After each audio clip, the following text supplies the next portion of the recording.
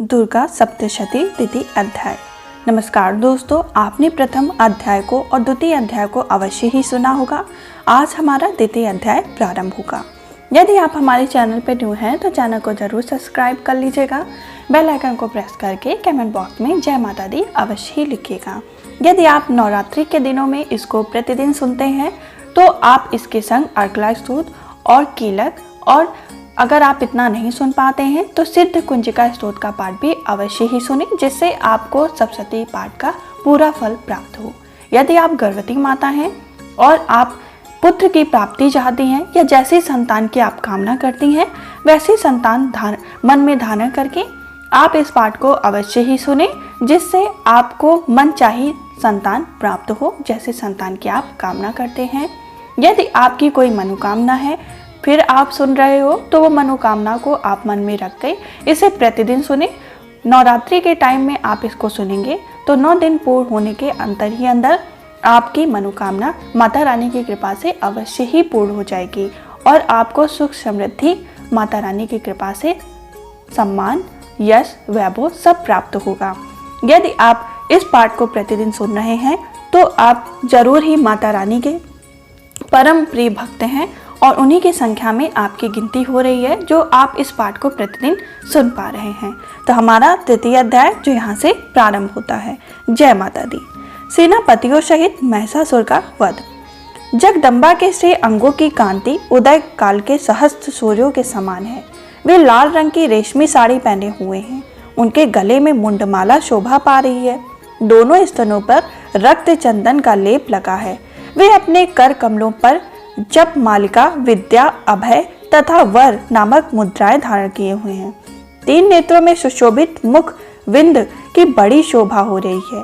उनके मस्तक पर चंद्रमा के साथ ही रत्नमय मुकुट बंधा है तथा वे कमल के आसन पर विराजमान है। ऐसी देवी को मैं भक्ति पूर्वक प्रणाम करता हूँ। ऋषि कहते हैं, दैत्यों की सेना को इस प्रकार तहस नहस होते देख महान दैत्य सेनापति छिछुर क्रोध में भरकर अंबिका देव के से युद्ध करने के लिए आगे बढ़ा। वह असुर रणभूमि में देवी के ऊपर इस प्रकार बाणों की वर्षा करने लगा जैसे बादल मेरुगिरी के शिखर पर पानी की धारा वर्षा हो रही हो। तब देवी ने अपने बाणों से उसके बाण समूह के अनायास ही काटकर उसके घोड़ों और सारथी को भी मार डाला। साथ ही उसके धनुष तथा अत्यंत ऊंची ध्वजा को भी तत्काल काट गिराया। धनुष कट जाने पर उसके अंगों को अपने बाणों से बांध लिया। धनुष, रथ, घोड़े और सारथी के नष्ट हो जाने पर वह असुर ढाल और तलवार लेकर देवी की ओर दौड़ा। उसने तीखी धार वाली तलवार से ही सिंह के मस्तक पर चोट करके देवी की भी बाईं भुजा में बड़े वेग से प्रहार किया।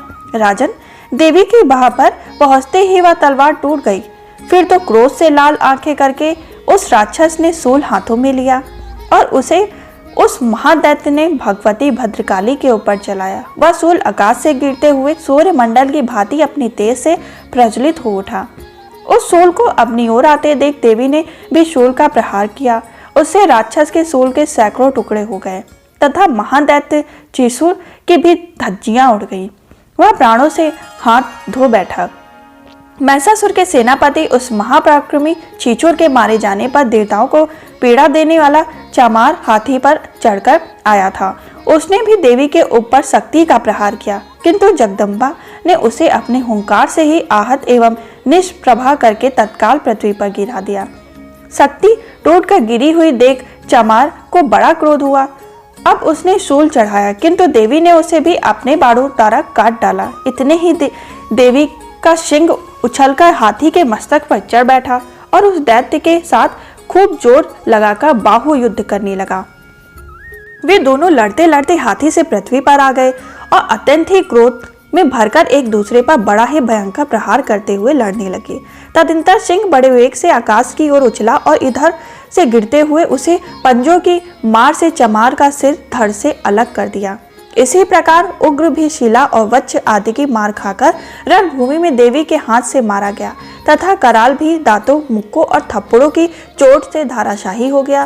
क्रोध में भरी हुई देवी ने गदा की चोट से उदत का कचमूर निकाल दिया। भिन्न पाल से वाशकाल को तथा वाड़ों से ताम और अंधक को मौत के घाट उतार दिया। तीनों नेत्र वाली परमेश्वरी ने त्रिशूल से उग्रश्य, उग्र तथा महान हनु नामक दैत्य को मार डाला। तलवार की चोट से विडाल के मस्तक को धड़ से काट दिया। धुरंधर दुर्मुखी इन दोनों को भी अपने वाड़ों से यमलोक भेज दिया। इस प्रकार अपनी सेना का संहार होता देख महिषासुर ने भैंसे का रूप धारण करके ही देवी के गढ़ों को श्राप देना आरंभ कर दिया।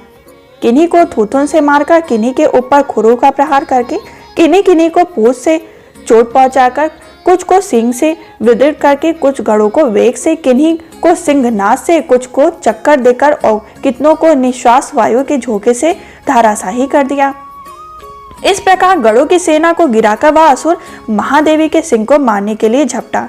इससे जगदम्बा को बड़ा ही क्रोध हुआ। उधर महापराक्रमी महिषासुर भी क्रोध में भरकर धरती को खुरों से खोदने लगा तथा अपने सींगों से ऊंचे ऊंचे पर्वतों को उठाकर फेंकने और गर्जने लगा। उसके वेग से चक्कर देने के कारण पृथ्वी क्षुब्ध होकर फटने लगी। उसकी पूंछ से टकरा कर समुद्र सब ओर से धरती को डुबोने लगा। हिलते हुए सींगों के आघात से विदीर्ण होकर बादलों के टुकड़े टुकड़े हो गए। उसके श्वास की प्रचंड वायु के वेग से उड़े हुए सैकड़ों पर्वत आकाश से गिरने लगे। इस प्रकार क्रोध में भरी हुई उस महादैत्य को अपनी ओर आते देख चंडिका ने उसका वध करने के लिए महान क्रोध किया। उन्होंने पास फेंककर उस महान असुर को बांध दिया। उस महासंग्राम में बन जाने पर उसने भैंसे का रूप त्याग दिया और तत्काल सिंह के रूप में वह प्रकट हो गया। वह अवस्था में जगदम्बा जो ही उसका मस्तक काटने के लिए उद्यत हुई तो ही वह खड्गधारी पुरुष के रूप में दिखाई देने लगा। तब देवी ने तुरंत ही बाणों की वर्षा करके ढाल और तलवार के साथ उस पुरुष को बीन डाला। इतने में ही वह महान गजराज के रूप में परिणित हो गया तथा अपनी सूंड से देवी के विशाल सिंह को खींचने और गर्जने लगा। खींचते समय देवी ने तलवार से उसकी सूंड काट डाली। तब उस महादैत्य ने पुनः भैंसे का शरीर धारण कर लिया।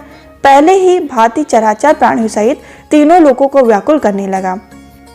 तब क्रोध में भरी हुई जगदम्बा चंडिका बारंबार उत्तम मधु का पान करने और लाल आंखें करके हंसने लगी। उधर वह बल और पराक्रम के मद से उन्मत्त हुआ राक्षस गर्जने लगा और अपने सींगों से चंडी के ऊपर पर्वतों को फेंकने लगा।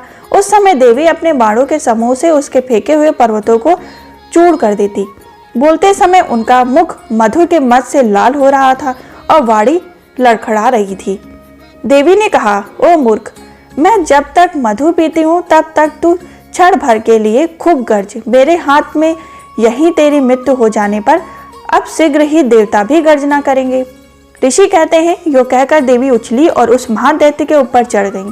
फिर अपने पैर से उसे दबाकर उन्हें शूल से उसके कंठ में आघात किया। उसके पैर से दबा होने पर भी महिषासुर अपने मुख से दूसरे रूप में बाहर होने लगा। अभी आधे शरीर से ही वह बाहर निकल नहीं पाया था कि देवी ने अपने प्रभाव से उसे रोक दिया। आधा निकला होने पर भी वह महादैत्य देवी से युद्ध करने लगा। तब देवी ने बहुत ही बड़ी तलवार से उसका मस्तक काट गिराया। फिर तो हाहाकार करती हुई दैत्यों की सारी सेना भाग गई तथा संपूर्ण देवता अत्यंत ही प्रसन्न हो गए। देवताओं ने दिव्य महिषासुर के साथ दुर्गा देवी का स्तवन किया। गंधर्वराज गाने लगे तथा अप्सराएं नृत्य करने लगीं। इस प्रकार श्री मार्कंड पुराण में स्वर्णिक मानवता की कथा के अंतर्गत देवी महात्म्य में महिषासुरवध नामक तीसरा अध्याय संपूर्ण हुआ। यदि आप इस पाठ को सुन रहे हैं तो इसके बाद आप कुंजिका स्तोत्र का पाठ भी अवश्य ही सुने, जिससे आपको इसका पूरा फल प्राप्त हो। यदि आपकी कोई मनोकामना है तो उसको लेकर भी आप इसको नवरात्रि के दिन में 9 दिन सुन सकते हैं, जिससे देवी मैया की कृपा से आपकी मनोकामना पूर्ण होगी। हम फिर मिलेंगे चतुर्थ अध्याय के संग। तब तक के लिए जय माता दी।